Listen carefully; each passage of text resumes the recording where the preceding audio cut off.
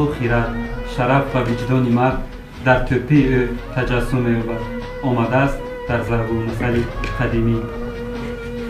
нақшу нигори сафед ки дар тӯпӣ дӯхта мешавад, ин танҳо ороиш ва барои зебогии тӯпӣ нест, балки он фалсафаи амиқи худро дорад ва соҳиби ояндаи худро аз чашми бад нигоҳ медорад ва рақибонашро аз роҳ мегирад. ин аст фалсафаи амиқи тӯпии чустӣ ки бонувони зебопараст ва нозуки чуст омода месозад.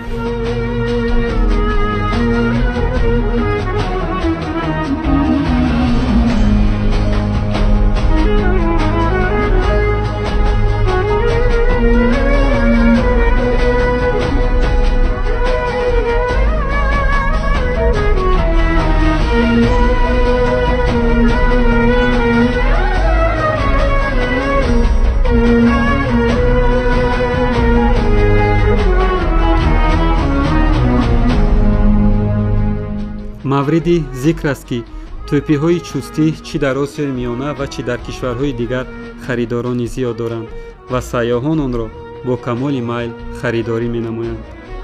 ин меҳнати дастӣ ва нозук буда, барои омода шудани як тоқи чандин нафар зан заҳмат мекашанд. одатан ҳунармандони чустӣ бо замзамаи таронаҳо ва суҳбатҳои дилнишин ба дӯхтани нақшҳои тоқӣ машғул мешаванд. рӯи матои сиёҳ бо риштаҳои сафед бо як меҳри хос нақшҳо духта мешаванд.